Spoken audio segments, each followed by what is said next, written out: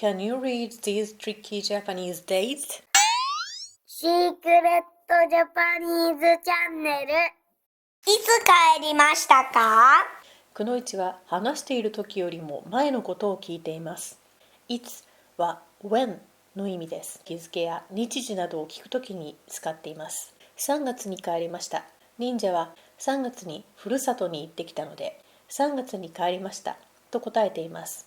助詞には動作が起こった時間を示すために、時間や日付を表す名詞につけられます。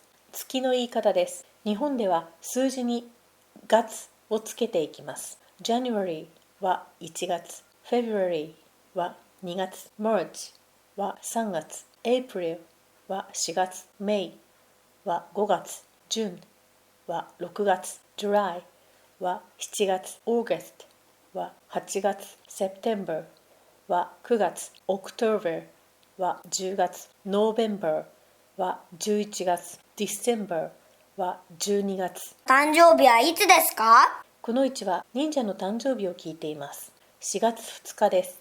April 2nd です。日付は数字に日の漢字をつけますが、読み方が変わるので注意しましょう。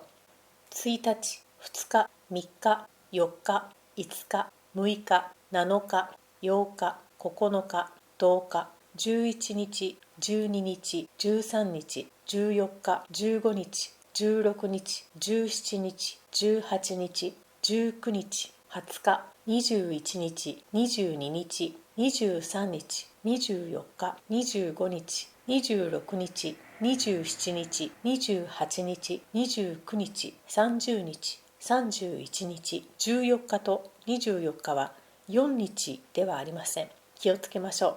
最後に答えましょう。いつ帰りましたか3月に帰りました。